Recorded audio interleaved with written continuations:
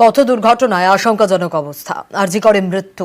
কোন্নগরের যুবকের মৃত্যুতে চাপানোতর তৈরি হয়। পরিবার অভিযোগ করে কর্মবিরতির জেরে বিনা চিকিৎসায় মৃত্যু হয়েছে, কিন্তু মানতে নারাজ আন্দোলনকারী জুনিয়র ডাক্তাররা। ডাক্তার আসেনি, কোনো ডাক্তার না, একটা সিরিয়াস পেশেন্ট কোনো ডাক্তার না, কোনো পরিষেবা দিতে পারেনি। ছেলেটা চোখের সামনে ট্রিটমেন্ট না পেয়ে কষ্ট পেয়ে তরপাতে মরেছে। লাস্টে হাত ফেল করলো।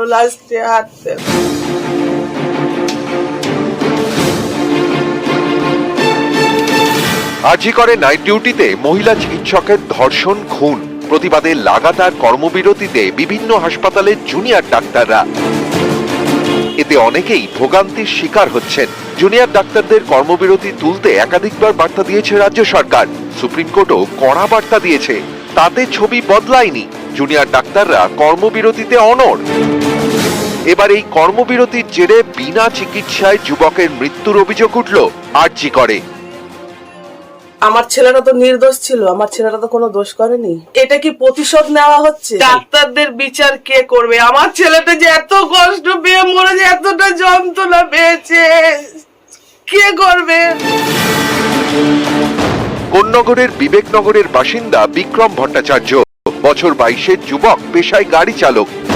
শুক্রবার ভোরে পথ দুর্ঘটনায় গুরুতর জখম হন। তড়িঘড়ি তাকে শ্রীরামপুর ওয়ালশ হাসপাতালে নিয়ে যাওয়া হয়। সেখান থেকে আরজি কর। অভিযোগ, আরজি করে প্রায় 3 ঘন্টা বিনা চিকিৎসায় পড়ে থেকে মৃত্যু হয় বিক্রমের। জুনিয়র ডাক্তারদের কর্মবিরতির জেরেই মৃত্যু বলে দাবি পরিবারের।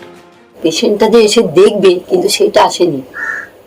আমরা কিন্তু ডাকছি, লাস্টে আমাকে একটা নার্স এসে আমাকে খুব মুখ করছে, সরে যান, এখানে দাঁড়িয়ে আছেন কেন? আরে আমার পেশেন্ট এরকম হয়েছে, আমি সরে যাব। আমার নাতিটা যে মরেছে, মানে খুব কষ্ট পেয়েছে। তার যদি না হলো চিকিৎসা করে, তাহলে আমরা কোথায় যাব? আমাদের তো টাকা নেই যে আমরা ওখানে সেখানে নার্সিংহোমে দৌড়াবো। যদি তোমরা একটা মেয়ের জন্য যদি তোমরা যদি বদলা নাও, তাহলে তো সব কটার মার কোল খালি হবে। আমার নাতিটা মরেছে, এটা তো আমরা কোনোদিন ভুলতে পারবো না। চিকিৎসা হলো না, বিচারই চাই। আমার নাতিকে এরকম করে তোড়পিয়ে মারা হলো, কেন এসে দেখলো না?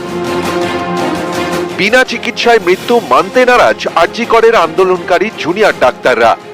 পেশেন্ট এসেছিলেন বাইরে থেকে রেফার হয়ে, সাথে সাথেই ওনাকে টেটেনাস, অ্যান্টিবায়োটিক এগুলো সব দেওয়া হয় এবং আইভি ফ্লুইড, ব্লাড রিকুইজিশন সবই করা হয় এবং সিনিয়র ডাক্তার উপরে চিকিৎসা শুরু করেন এবং ওনাকে স্টেবিলাইজ করে এক্সরে করতে পাঠানো হয় এবং সিটি স্ক্যান করতে পাঠানো হয়। তারপর যখন সিটি স্ক্যানের ঘরে যায়, ওনার হঠাৎ করে শ্বাসকষ্ট শুরু হয় এবং একটা অবস্থার অবনতি হয়। দীর্ঘ চেষ্টা পরেও ওনাকে রিসাসিট করা যায় না এবং উনি এক্সপায়ার করেন। বিনা চিকিৎসায় মারা গেছেন, এই ন্যারেটিভটা সম্পূর্ণরূপে ভুল। একটা ছেলে যন্ত্রণা নিয়ে কাতরাতে ব্লিডিং হতে মারা গেল।